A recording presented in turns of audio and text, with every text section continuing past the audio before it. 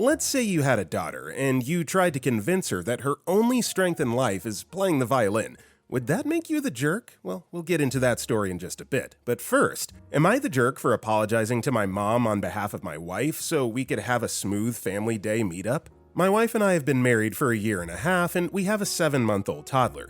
We've both gotten along with our respective in-laws really well and have never really had any issues. Last week, my wife and my mom had gotten into a verbal spat regarding not sending photos of our son to her. Apparently, my mother-in-law had forwarded some photos of a while back, and my mom was bothered that she hadn't received them. I wasn't there when the call happened and heard two very different sides of the story. According to my wife, my mom had said that it's her right as a grandmother to be kept in the loop and my wife's duty to do so. According to my mom, she said she just would like to be included and would also like to be sent photos if possible. We had a family day weekend, got cut short due to the weather, hangout planned with my sister and her family. My sister took my mom's side. We talked and it was clear she thought my wife was in the wrong. On Wednesday, I was talking to my mom. The whole argument got rehashed and it just slipped out from my mouth that my wife was really sorry about what was said. I then pressed my mom to bury the hatchet too. My sister learned about it and was cool with it too. Our get-together at my sister's went well and everyone was cordial. When we got back, my wife said she was pleasantly surprised at how welcoming my sister was, all things considered. She then asked me if I had said anything. I said I'd pressed everyone to get over it. She asked if I'd apologized on her behalf. I said yes, that it slipped out, but I ran with it. She got extremely angry, said she regrets going, and now wants me to either make it clear that she's not sorry, or she won't be meeting my mom or sister anymore. I think now that everyone has gotten over it, what good could that do? I do get her point of view that she feels I shouldn't have spoken on her behalf, but I just thought I'm the one who actually ended up apologizing and everyone got past it. Am I the jerk? Yeah, man, you really shouldn't speak on behalf of other people in general, just as a rule of thumb to follow, but also simply to diffuse a tense situation. It just sounds like you're sweeping it under the rug. So they need to have this conversation. Feel free to sit in and mediate it, but you shouldn't be speaking on anyone's behalf. Salty Citrus Sweet commented, "You are the jerk because by the sounds of things, you wouldn't have even told your wife if she didn't explicitly ask you. Apologizing on your wife's behalf undermines her position and right after doing, so you could have easily corrected yourself, but you didn't and went with the easiest option to satiate your mother and sister. You also could have been upfront with your wife about the conversation before the gathering, but you didn't.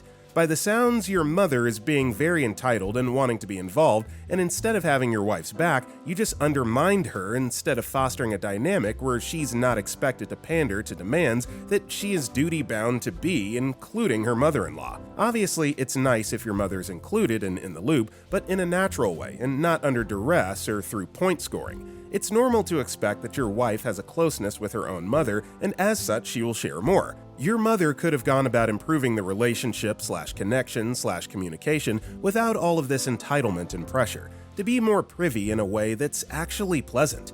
By apologizing, you've co-signed the entitlement, undermined your wife, and swept an opportunity for learning and boundary setting under the rug. All for what? Avoidance of your own discomfort during the family get-together? I'd be ticked too if I was your wife, to be honest. Also, hi, hello, my name is Brendan, and if you guys enjoy these Am I the Jerk videos, it would be so nice if you left a like or commented down below if you're listening to our podcast. That being said, our next story is, how do I, 35-year-old male, explain to my girlfriend, 31-year-old female, that I want to be a single parent legally and I would pay her to be a surrogate, or just break up? So I'm 99% certain this leads to a breakup. We've been dating for like 2 years, and I've always been open about being almost sure I never wanted kids because I'm terrified of having a bad relationship with the mother.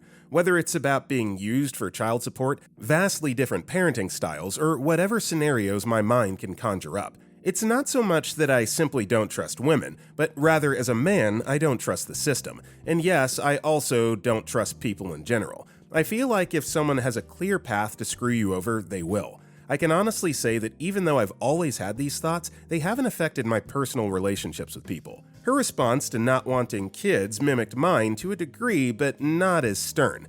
But now I'm wavering on the decision and know that she would likely be okay with a kid. The issue is that it never was about simply not wanting kids. It was about fully protecting myself from all forms of abuse, betrayal, being used, etc. I know being a parent is hard, and all I can say is finances would not be an issue, even as a single parent. So my admittedly unreasonable proposal comes with two choices. I honestly don't even know if this is legal and would stand up in court, but I would pay her double the rate to be the surrogate. We do the pregnancy by the law and then continue on as if it was a normal pregnancy, but obviously after birth, I would be the only legal parent. Same as one, except she chooses to walk away after the pregnancy. I guess what is likely to happen is that she throws a brick at me and then runs away. I'm sad for 6 months and then find a different surrogate. Is it better to just break it off or actually try to present this to her? Look, I'm not going to hate on your reasons for believing what you believe. Everyone is entitled to believe what they want, but this is an incredibly selfish thing that you're asking her to do just so that you can snatch the baby up and run. So I would not do that. If you're that dead set on being a single dad, break up with her and adopt a child. I mean, I really don't know what else to say to this. Rack commented, so you want her to go through a traumatic process, possibly suffer long-term mental and physical illness resulting from carrying a child and giving birth, massive hormonal changes, maybe PPD and incontinence, just so one day you can get up and leave with her baby if you feel like it? Dude, what's wrong with you? I honestly hope this is just rage bait, because otherwise, you're insane. Our next story is, am I the jerk for bursting out in rage after my partner gave birth? To set the scene, the day after the birth of my second child, my partner explained to me that she wanted to repair the relationship with her sister that was damaged following her sister's defense of her brother, who had stolen money from our house while a guest. I accepted this, saying that it's her decision and I would support her. However, for me to forgive her, it might take some time to process it before inviting the family to the house again for a family gathering, which I felt would be pending. I calmly said I needed time to process and perhaps slept on it to get to grips with it. The way I communicated this was important, as she had previously told me to improve my communication skills, especially around my feelings, as it had previously escalated discussions and full-blown arguments because I struggled to clearly communicate my feelings. Therefore, you can imagine that following my calm explanation of my feelings, her response was dismissive at best. I felt she just discarded them, inferring I should grow up and get over myself, and it had nothing to do with me. At this point, I regretted my next actions as I saw red. I burst into a verbal rage, saying how dare she not validate my feelings, especially after I had taken on board her feedback and improving my communication skills and calmly explaining my feelings. I felt I couldn't make her happy regardless of my communication approach. Obviously, once I had calmed down, I apologized for my outburst, explaining my behavior wasn't acceptable and how much I regretted it. Conversely, she felt no need to apologize as she didn't believe she had done anything wrong, and furthermore, my actions meant that I lost any rights for an apology. Is she correct in her opinion? She absolutely is correct. I mean, you definitely took a step in the right direction by apologizing, realizing that you overstepped, but expecting a return apology in this scenario, I think you're kind of losing sight of the big picture, so yeah. CRoof3637 commented, "You're the jerk. Holy crap, you're the jerk. She just gave birth, her hormones are all over the place and she's sore everywhere. And your response to her wanting to reconnect with her sister is to go into a verbal rage about your feelings? Honey, your feelings are invalid. This isn't your business. Her sister wasn't the one who stole anything, therefore it doesn't affect you. I hope you get some therapy before you take that anger out on your child." Our next story is, am I the jerk for being angry at my girlfriend because she didn't call a taxi? I'm sick, I'm better now, but last week I couldn't handle it. So me, 27-year-old female, and her, 26 years old, got in a taxi and went to the hospital. Unfortunately, the first hospital was too crowded. There were people even outside. No one knew what was going on. We left in the same taxi. We went to the second one. The waiting time was 4 hours. The doctor still didn't come, they said to us. We left without waiting. We went to the third hospital. I've been there a few times, and I have to say, it has good doctors, but getting out is awful. I waited for a taxi for half an hour last time. Buses run once an hour. Doctor saw me after 10 minutes, then the whole thing took 2 to 3 hours. They wanted to check my blood pressure, etc. Finally, they gave me an IV, and when it finished, the doctor told me he's going to be right back and prescribe me some meds. While I was waiting for him, I went out into the hallway and told my girlfriend to call a taxi already. She complained a bit, but I told her not to worry, and I paid for everything. So even if the taxi arrives too soon this time, it won't be a problem. She left the hospital. I left after another 15 minutes. Then I saw her sitting on a bench near parking, typing something on her phone. She had shopping bags next to her. I asked her what she was doing. She said she was calling a taxi. I asked her what she had been doing earlier. She said she had gone to a nearby store and bought us some food. I asked her if she could have called a taxi at that time. She said I still had to go to the pharmacy and the taxi would definitely be there by then. Great. The pharmacy was right by the hospital. It took me 5 minutes to get there and back. There was no taxi. There wasn't one after another 10 minutes, or after 20. We waited 40 minutes. By this time, I was feeling tired and angry. I was dizzy and just wanted to go to the bathroom and then to bed. I didn't have the strength to argue, so the entire ride was in silence. But when we got back, my girlfriend said, "Wow, it's already that late? I can't believe it took us this long." I told her maybe it would go faster if you listened to what I was telling you, and I go to sleep.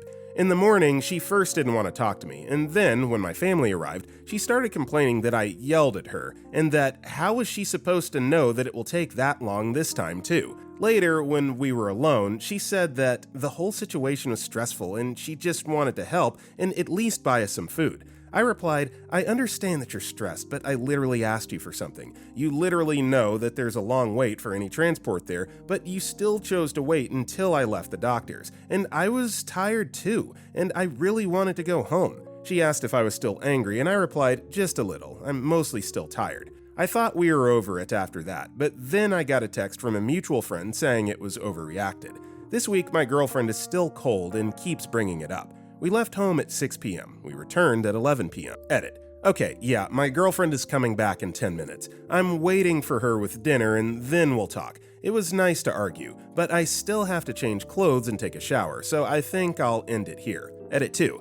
We both had a conversation while eating her favorite dishes made by me. As an apology, of course, I also told her that I was sorry. I told her that I felt overwhelmed and frustrated that day. Of course, I'm grateful for her being there for me and for thinking about shopping, but that day I only saw negative things and wanted to go home. She also apologized for a comment she made at home and with my parents. She admitted that she did so hoping for some kind of reaction because she was ticked off that I was right and the taxi arrived late. Then we both complained that it was cold and we were ticked and tired. I'm taking her on a date next week. I guess it'll be fine. And I still need to sign up for a gastroscopy. Edit 3 and last. Anyway, time for a massage for her from me, and the account is no longer needed, so I'm deleting it. Finally, thanks for all the opinions, although I admit that Reddit and your "you'll definitely break up over one bad experience" never stop to amaze me. I mean, this is just a common couples argument, not even a big deal, and you quickly made up, so nothing to see here. Thank you for sharing, but Reddit, don't stoke the fire and try to get them to break up, please. Our next story is, am I the jerk for flipping my daughter's boundary back on her? Some background. My hubby and I have been married for 21 years, retired now. We had a major issue that came to a head 8 years ago. We decided it was best not to live together. We're still there for each other, still date, still call each other husband and wife, still celebrate our anniversary. We just live half a mile apart. My hubby and I are used to popping in on each other whenever we want. Yes, we text or call first. So, last fall, my youngest daughter, in her 30s, and sister-in-law moved in with hubby. It was and is the best for them. They pay no bills, saving for a house down payment. That's what her dad prefers. Before Christmas, I had gone over to visit. We were all in the living room visiting. For some reason, daughter got really snarky. We were just chit-chatting her, me and hubby. I asked why she was acting that way. She retorted, "I don't like you coming over here." I was like, "What?" Yes, words were exchanged, names called on both sides. I walked out. Slammed out, I should say. I asked hubby later why he didn't say anything. He said he didn't know what was going on till we were both yelling. We talked about how I felt he disrespected me. He agreed that if he had heard the arguing before, he would have said something to her. I did a couple weeks later apologize for the names, but not the way I left. I was specific. I told her I was sorry for the names. I shouldn't have said them, but also said I was not sorry for reacting to the way she popped that out in my husband's house. No, she did not apologize for her name calling. She said nothing at all. This is where I feel I was right and wrong at the same time. I told her I would be coming over when I wanted to see my husband, but I would not be acknowledging her or speaking to her. I told her if she didn't like it, she could go to her room or leave. But it wasn't her house, and I would be coming to see my husband. Sister-in-law has told me he isn't going to get in the middle. We still speak. Yes, she knows. Since then, I've kept to my boundary and I visited my husband but not spoke to her. It's been very hard for me. I raised her and her older sister till I married my husband when she was almost 14. To her, he is dad, and he feels the same way. Her bio dad and her have not spoken since she was 20 to 21 years old. To be honest, I do tend to walk on eggshells when around her, because I never know when tone of voice, subject matter, difference of opinion will set her off. She's been diagnosed BP and refuses to medicate, which is her choice, but it makes it very difficult to know what mood she's in, if a switch is going to flip, or if she will just plain take offense at something unexpected.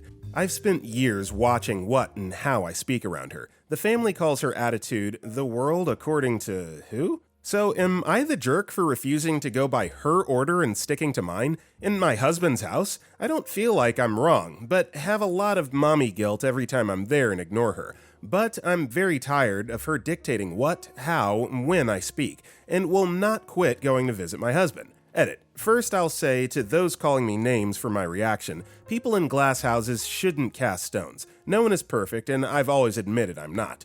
To those with negative opinions on my marriage, that's okay. You do you, and I'll always continue on my path. It works for us. Be aware, if it comes down to me or her, my husband will always pick me. Even if I'm the issue, he will solve it by evicting her, simply because I'm his wife, and I have limited my visits to when she's not there the best I can.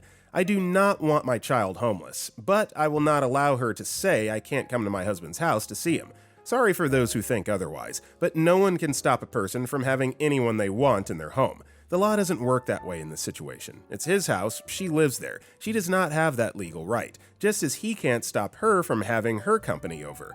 But I will start being even more aware, so I know I'm not escalating them unnecessarily. I'll go back to biting my lip and not respond to her verbal snark, which will just make her madder, louder, and more verbal. Okay, to my daughter's actions. Please know that this is not a new behavior. She's been in therapy for her mental conditions. She refuses to go back, refuses to continue medication. She refuses to ever take any blame for any of her verbal assaults. It's always the other person's fault. My reaction, yep, not cool. I did overreact, and I did go back a couple days later and apologize for the name calling. No, she did not apologize for any of it, just sat there without a word. As usual, it's always the mom's fault. It's never a 35-year-old adult's fault. If I had just got out that door 1 minute earlier, it wouldn't have happened. But when you tell someone, fine, I'm leaving, yes, in not so polite terms, and they follow you to the door continuing to yell at you, sometimes you just come back at them. I was at the door when it turned into a verbal polo match. I will continue to look for a therapist for myself. If nothing else, I need to continue to find ways to soften my reactions to her actions.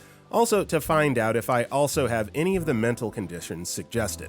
I'm aware of generational trauma. I had never taken that into consideration, but it definitely is an issue. Maybe I can get her help by her going to help me, because I'm honest. I know any talk with a therapist would be biased towards me if it's just me talking. Her viewpoints might open the way for us to work on us, or turn into a verbal match in front of the therapist. That's just as likely. I'll try to have a calm talk with her about why she said she didn't want me over there. That will take some thinking on how to even start the conversation without her blowing up. Either we'll work it out, or it will continue with me not talking to her. Then it will be back to walking on eggshells till the next time I even have an expression she takes offense to. If it's on schedule, less than 6 months, because I'm sure I'll talk to or mention someone she doesn't like, go somewhere she doesn't approve of, or have the opposite opinion of something, or just plain wear a shirt she doesn't like. Thank you to those both supporting me and the ones that call names. You've all given me things to think about and suggestions. The reason I posted on Reddit was not for attention, as has been suggested. I simply wanted to talk about it with people who are not personally involved, that were not biased either way, that I would never have to meet. Normal, everyday people, not ones with an axe to grind either way. Autonomy does have its place. Well, let's face the facts here. You're both stubborn, but someone is going to have to bend if there's any hope, I think, of fixing this relationship. And it sounds like OP is at least willing to sit down and have a conversation and get a little bit of clarity. But I think that the continued cold shoulder and silent treatment, if you continue to do that, I don't think that her position is going to soften or change in any way. Our next story is, am I the jerk for telling my girlfriend I shouldn't have to prove that I love her? 27-year-old male, 23-year-old female. My girlfriend Kate, 23-year-old female, is a bit needy. She believes in the whole love languages thing and wants affection 50 different ways.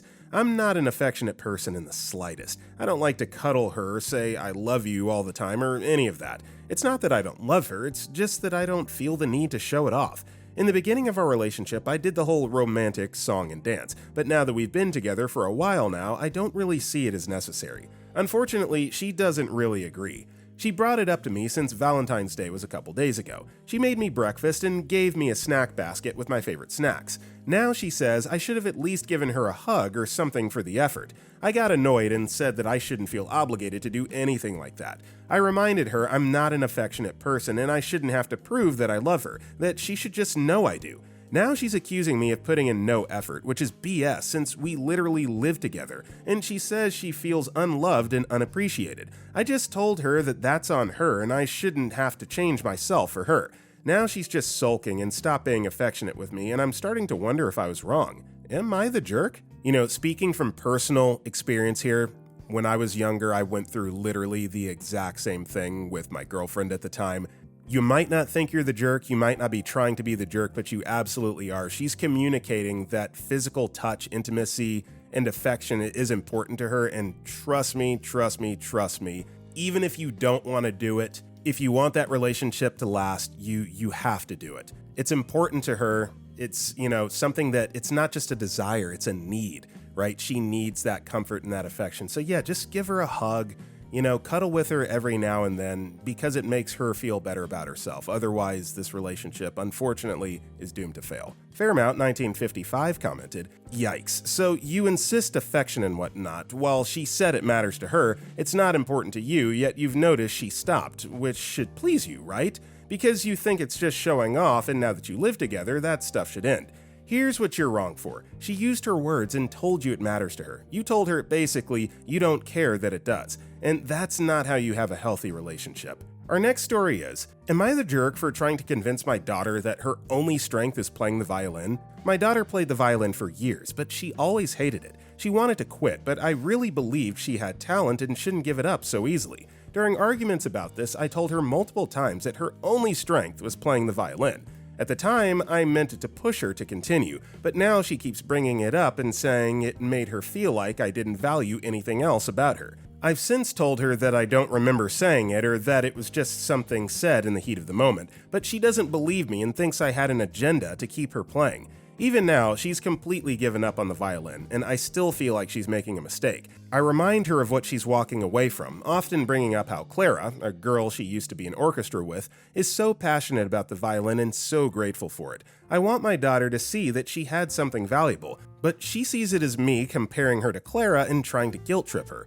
Am I the jerk for trying to encourage her to continue something I believe she's good at and for bringing up Clara as an example? In this particular instance, yes, OP, I do think that you're kind of a jerk here. First of all, for saying what you said and then brushing it off when she brought it to your attention. I'd never said that. I didn't mean that. Like, dude, what are we doing? If she doesn't want to do it, forcing her to do it against her will is only going to burn her out and make her resent it even more. And when she's finally older and in a position to make her own decisions, she will not, trust me, she will not play the violin. So apologize, let it go. Callie the Blaze commented, "You're the jerk. It doesn't matter how talented she is if she's miserable. Pushing someone to do something that makes them miserable over and over again can cause tremendous harm. I was under immense pressure to do things that made me miserable as a teen. It led to a self-unaliving attempt when I was 15 because I was terribly unhappy and felt like the adults in my life were always disappointed with me because I didn't do the thing that made me miserable. It meant a lot of lying and pretending to do the thing and eventually being caught and getting yet another lecture about how I wasn't living up to my potential and how disappointed they were. Don't put your kid in that position. Support her finding something she does care about and working to gain skill at it." Our next story is, got my 22-year-old male, fiancé, 23-year-old female, only a pair of earrings for Valentine's Day. She's upset and devastated. I, 22-year-old male, have been with my fiancée, 23-year-old female, for almost 6 years. We are planning on getting married soon, and I love her more than anything. Yesterday was Valentine's Day, and she expressed that she wanted the night to be special more than anything this year. I decorated her side of the car with ribbons, the dinner was great, she got me some presents, and I presented her with a pair of these cherry earrings. For context, my fiancée is very particular about where her jewelry comes from, mostly for longevity purposes. She looks at pieces and carefully looks over the materials used to make the piece of jewelry. She also likes really quirky pieces of jewelry as well, as this is important. I got them on Etsy, and to be honest, I paid $10 for them and didn't get anything else. My fiancé looked disappointed and stayed silent on the drive home, and then when we got home, she lost it and burst into tears. She said she didn't want to sound ungrateful, but she admitted that she was very unsatisfied with the earrings, especially since she already had a pair of earrings. She told me she felt like there was nothing I could do as it's already Valentine's Day, and the gift just proved that I don't actually pay attention to the things she likes currently. She left for the night. Admittedly, I did buy them weeks in advance, so I acknowledge that maybe I should have beefed up my gift, added a nice bouquet of flowers or candy, or used the opportunity to get her something special that she truly wanted, as she follows plenty of shops where they do make quality jewelry. What can I do to fix this problem? I really want her to feel loved, and I think I made her feel nothing. Edit. To answer some frequently asked questions and clarify some things. Yes, I did receive multiple things for Valentine's Day. I received the candy I liked, socks, multiple pairs, I constantly complain about losing them, and a very nice pair of dress shoes. Some of the people in the comments are saying, well, at least she got something, and that she's ungrateful. She's been with me since I was 16. If it were about money, I believe she would have been long gone if that were the case. She's never been the type to make stuff about money or gifts. She's usually one to keep stuff private, in fact. Yes, I did pay for dinner, but honestly, I know now it doesn't excuse the fact that I admittedly put no thought into the actual gift for her. Me getting those earrings was a stupid move on my part.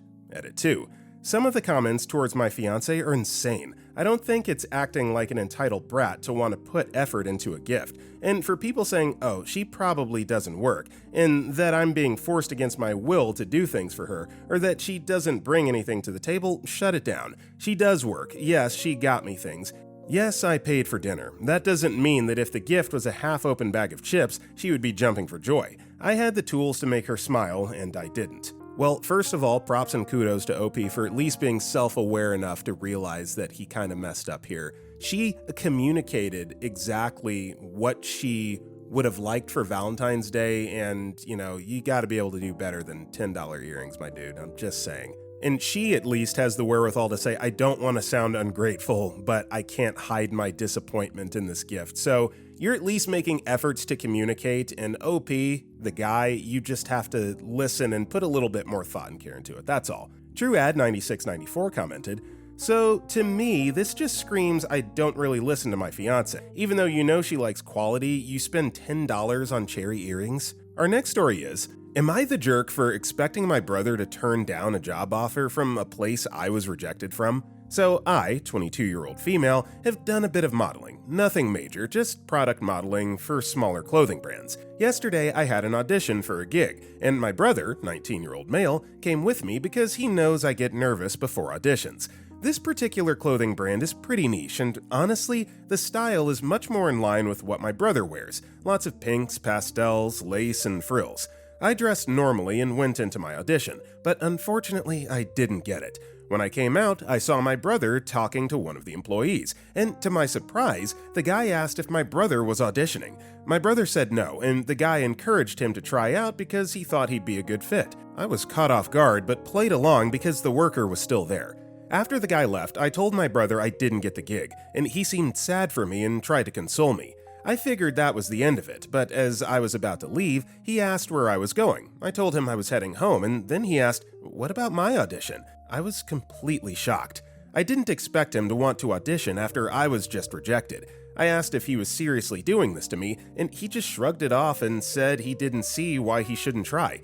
I called him selfish and left. A few hours later, my brother came home and announced that he had been offered one of the modeling spots. I had already told our parents that I got rejected and what my brother did, and my mom was on my side, asking him how he could do that to me. But my dad immediately took his side, saying that me and my mom were being unreasonable. He also scolded me for leaving without my brother, since I was his ride, and even insinuated that I was just jealous. I'm not jealous, I just think it's incredibly rude and selfish to go after something your sibling wanted but couldn't have. He knew I wanted it, and instead of supporting me, he took the opportunity for himself. My brother thinks I'm a butt, but I really don't see how I'm the bad guy here. Am I the jerk? Edit. My brother's not even a model. He has no experience, and I know I won't get every job. I understand that. It's that he went for the job. Competition exists in the industry. My familial betrayal isn't competition. So you say you're not jealous, but you seem to be acting pretty jealous to me. You didn't get a job, you didn't get a gig, and that's unfortunate, but you should be happy that your brother did. And it's not like he asked for it, they approached him. So I am firmly on brother and dad's side here. I definitely think that, since you can't build up, you're tearing down in this instance. And yeah, I definitely think that OP is a bit of a jerk in this situation. Be happy for your brother. Famous Ice 6175 commented, "You're the jerk. The world does not revolve around you. You say, this particular clothing brand is pretty niche, and honestly, this style is much more in line with what my brother wears. So this is a case of you just not being a good fit, but it being the right fit for your brother. Instead of being happy for him, you throw a temper tantrum. Can you please just confirm your age for me? It's okay to be disappointed, but you're just acting like a kid." Our next story is, am I the jerk for getting mad at a woman for texting me from a Google Voice number? I, 49-year-old male, matched with a woman named Lady, 25-year-old female, on a dating app.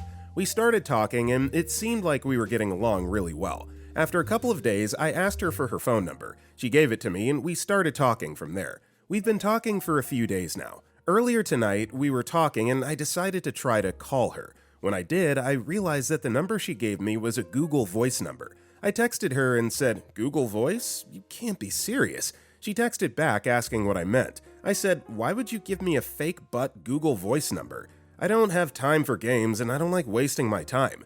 She replied back and said, "It's a phone number. What's the difference?"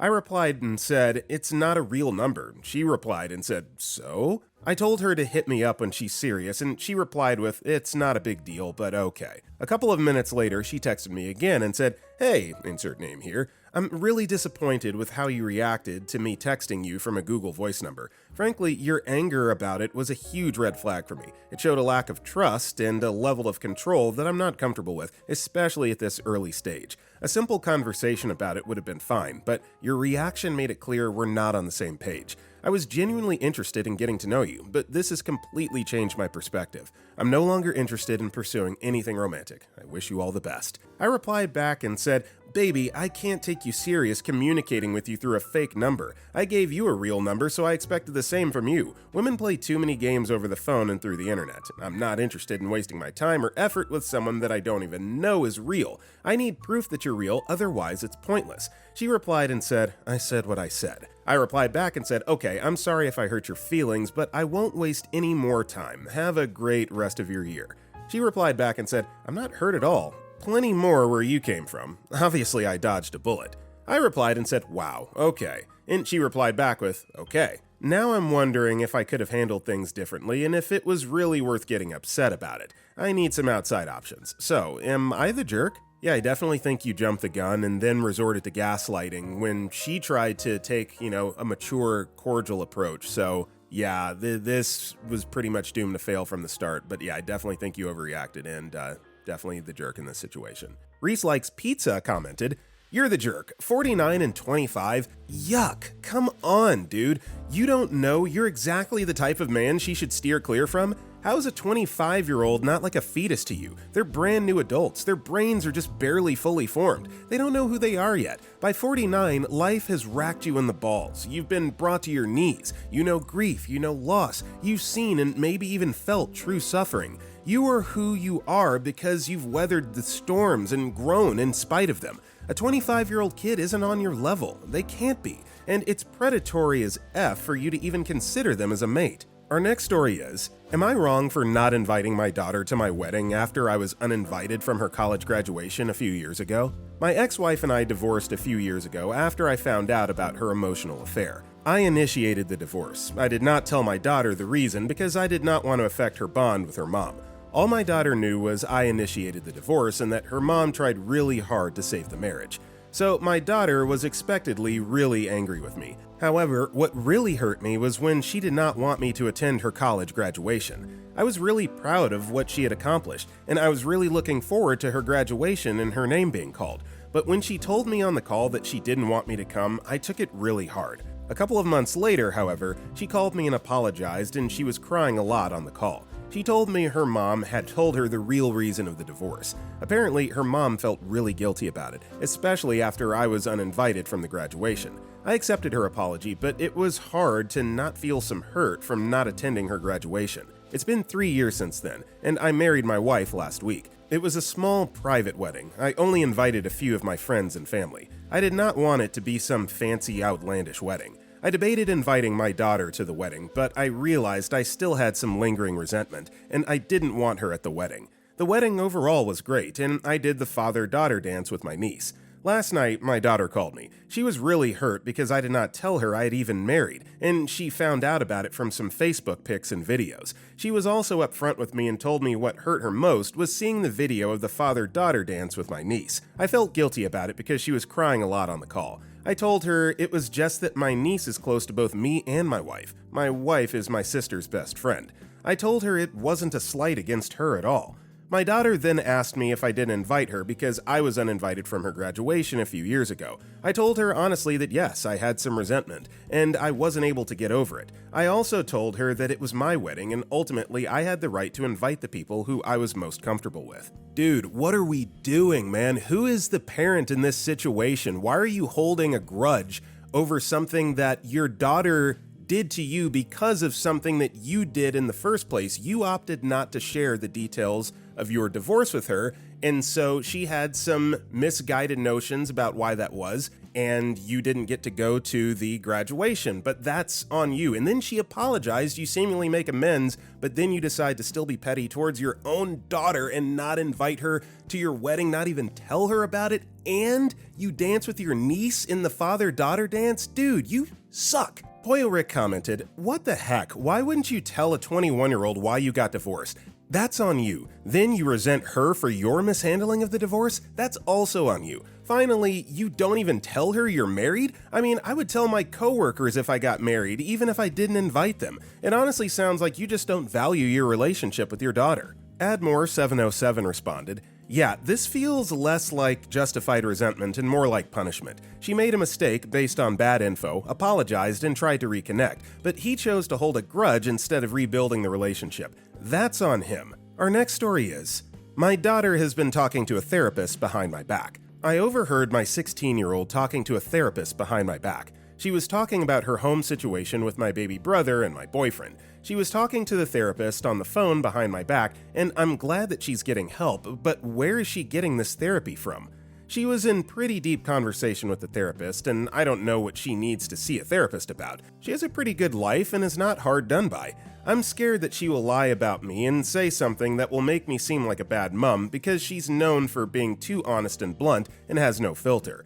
I didn't want to confront her about it, so I left her to it. And why hasn't she told me that she's needed a therapist? She literally said she would never get therapy again." Well, I don't think that she's calling a therapist because she's totally happy with her life and just wants to shoot the crap with one over the phone. Obviously, there's underlying issues, but you claim that she's totally honest and doesn't hold back any kind of emotion, so I wouldn't use the word confront, but maybe talk to her about it and see if you can get her to tell you like what's wrong and if there's anything that you can do to assist instead of running to Reddit and jumping to the worst conclusions about why she might be talking to a therapist. It's your daughter after all, so let's have that conversation. Angela Moore 44 commented, 21 hours ago, you posted about your daughter having an eating disorder. Obviously, she needs help that you are not getting her. You claim that on Christmas Eve, you heard her purposely throwing up her food, and now you're on here complaining because she's seeing a therapist and worried about yourself?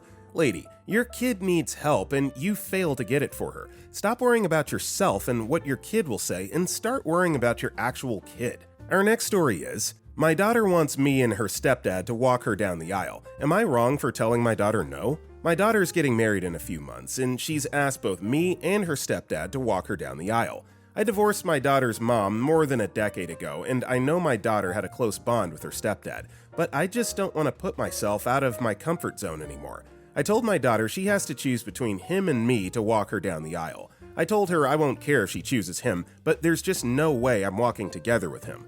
My daughter has been really conflicted, and she's even cried a lot at times, and tried to change my mind, but I'm firm in my decision. My ex-wife and even the stepdad have called me multiple times and tried to change my mind, and I told them no. I've sacrificed myself enough for my family, and oftentimes at expense of me being comfortable. But it is time I put my comfort first. Am I wrong? Boy, we are on an absolute roll today with a bunch of selfish jerks. Yes, you're wrong. It's your daughter's wedding. It's about her. It's not about you. So, if you don't want to do it, that's totally fine, but don't issue an ultimatum to her. Choose him or me. That's messed up, man. It's your daughter's wedding. It is about her and the person that she is marrying, and, you're choosing now to draw a line in the sand and issue an ultimatum. That's messed up, dude. Come on. K. Shrizzle commented, I can understand your anger, but if you're worried about her choosing him as a father over you, this is how you make that fear come true.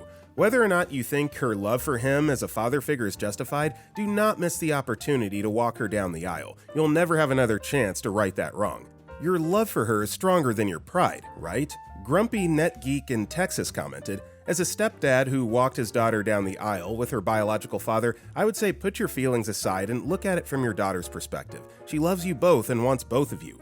You're wrong from my perspective. Please do this for her. You'll regret it. Also, he and I realized from that moment on that we could be adults and get along. Our next story is, am I the jerk for bringing my son over to our friend's 40th birthday celebration? My wife and I are both 45 years old, and we have a 15-year-old boy whose nickname is Adrian.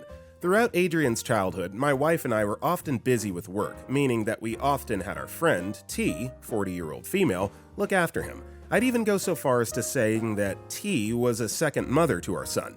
T is very kind and wickedly intelligent, as well as a very skilled classical pianist, but she's neurodivergent and she doesn't really display emotions that strongly. Of course she feels emotions, but she's rather stoic, and she's got a pretty noticeable RBF, which I actually find cute and endearing.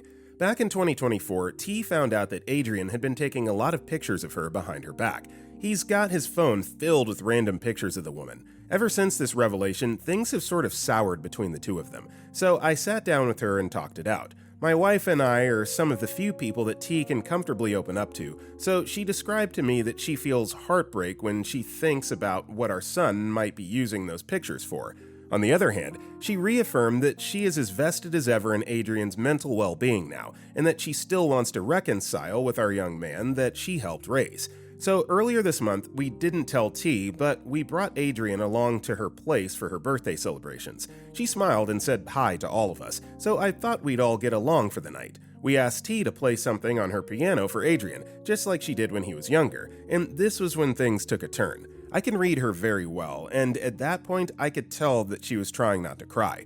She just apologized and headed into her bedroom. She came out wearing her pajamas, and she asked us all to leave. We did, of course. My wife and I brought Adrian along because we figured that this was the opportunity for him to reconcile with T. How bad did we mess up? So even though the relationship seemingly is on the mend, you absolutely should have asked first and not just brought him and sprung him on her like that. I think that's where you messed up.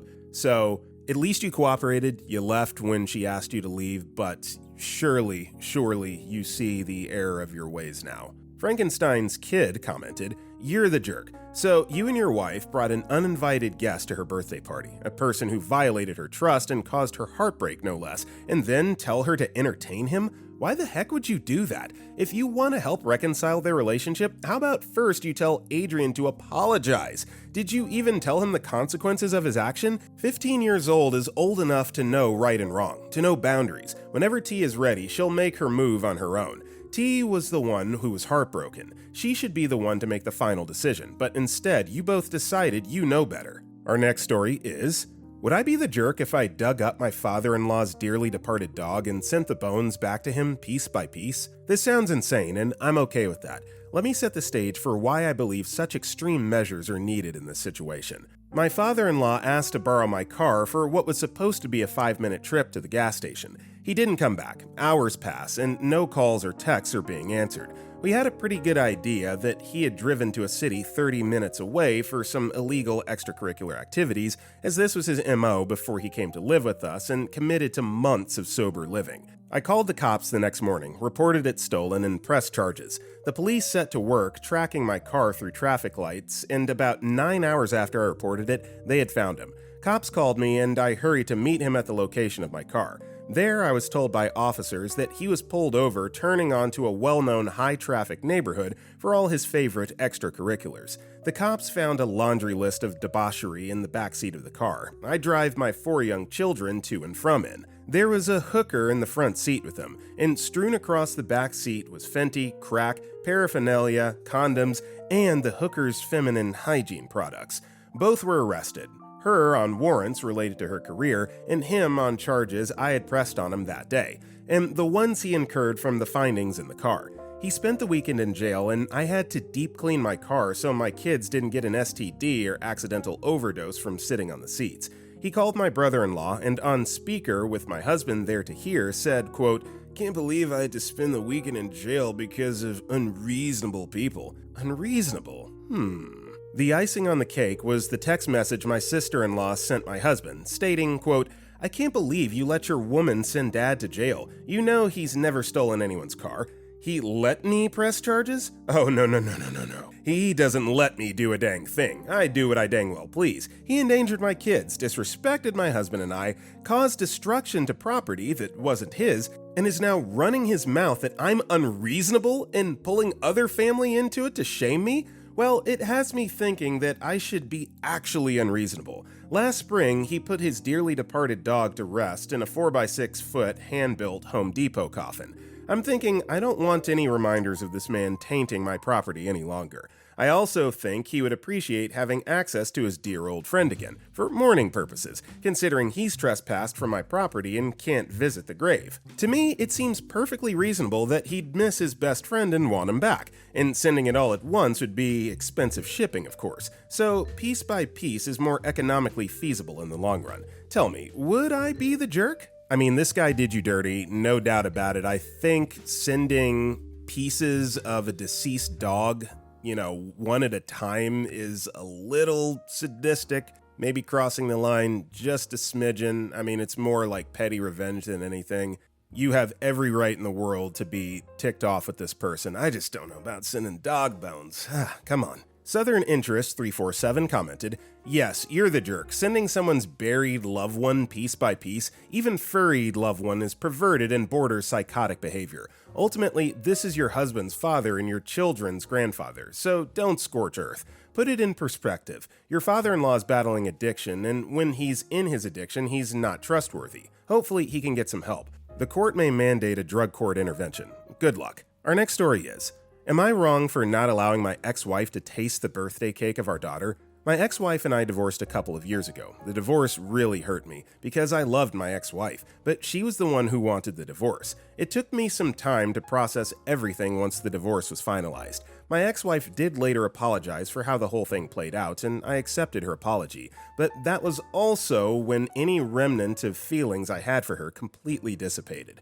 We put on a stable co-parenting relationship for the sake of our daughter, who's now 14. We keep our co-parenting arrangement strictly professional. My daughter's birthday was yesterday, and we planned on having her celebration at my house in the afternoon, and then at her mom's house in the evening. For the afternoon celebration, I invited some of my friends and family over. My sister is a baker, and she had baked a lemon meringue cake. I can honestly say, without exaggeration, that's the best thing I've ever tasted in my life, and visually it looks stunning too. Everyone found the cake delicious. However, before dropping my daughter off at her mom's, she asked if she could take some of the cake over for her mom to taste, as her mom had texted and asked about it. I thought about it for a bit, and I told my daughter no. My daughter asked why, because she's been texting the photos of the cake to her mom, and her mom just wanted a taste. I thought about it some more, and I told my daughter no. I told her that her mom and I have a strict co-parenting relationship, and let's respect that. My daughter seemed somewhat sad and in the rest of the car trip, and I kind of felt guilty about it. I later asked my sister if what I did was okay, and my sister joked and told me she would have slapped me if I actually sent over some of the cake, because that cake is not meant to be tasted by people like my ex-wife. I found that hilarious, and that eased any of the guilt I had. Was I wrong? I mean, it's petty and ultimately harmless, like who cares if she tries a piece of cake? It's just another case of a parent making it about them instead of, in this case, the daughter. It's her birthday, her cake, she wants her mom to try it. Like, who cares? Really, who cares? Mostly Harmless 71 commented, as others have said, you're more interested in making sure your ex doesn't get a few bites of cake than in being positive on your daughter's birthday, demonstrating that she's more important than the divorce relationship, or that you're prepared to go even 1 inch to help her have a positive moment with for her mother, or trust your daughter to make a good decision about her own birthday cake. You know you're over someone when the thought of them passes harmlessly through you. You have a long, long way to go if you're cackling about denying her a piece of cake. White Roses 725 2012 commented, all I could think of when I read this was to extend OP and his sister a hearty congratulations, because they clearly won. He'll get to toss the leftovers of the cake, and his daughter will remember this for the rest of her life, but it's fine, he got to be petty. As a side note, your mother and I have a strict co-parenting relationship is a crappy thing to say to a teenage girl, and the opposite of love isn't hate, it's indifference. If he was actually over this woman, pettiness wouldn't be on his radar. Our next story is, my wife, 22-year-old female, almost left me, 25-year-old male. How do I get over it? This is my first time posting, and I made a throwaway account because my wife knows my real one. We've been married for 4 years, and at first things were fine, but after we got our kid, things changed. I graduated college and started work just before the kid was born. We were living at my mom's house while I finished college because it's normal in our community, and it also helped that we could pay off college right away. And then, 2 weeks before the kid was born, we moved out. It was hard to go from living with people to moving out and having a kid within a month, and on top of that, my new job was an hour commute on average each way. First few months were miserable with the baby. It caused a huge divide between us. She was always crying and angry. The baby was always crying, especially at night. Crap was hard. We kept having arguments, and the house was always messy until around 9 months. Things began to calm down. She wanted to go back to work, and I agreed because bills were piling up. Things got better between us for a few months until she started being angry again. I was stressed from work, so coming home to an angry wife was frustrating. At this point, I was having a hard time mentally with things. My days felt so bland. I wake up, drop off the kid, drive an hour, work, drive for an hour, come home to angry wife and have to clean the kitchen, go to sleep and repeat. I felt dark and angry all the time, and I just couldn't bring myself to be intimate with her anymore. When I tried to communicate to her, she stonewalled me for a few days and never brought it up again. She does that a lot whenever I try to communicate to her.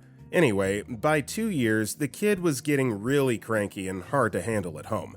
Work was really stressful. Wife got even worse to me, kept saying that I don't love her. I got angry at her one night when we were out with friends, and when we came home, she tried saying that I don't love her. I blew up and yelled at her. I admit, not my best moment, but things piled up.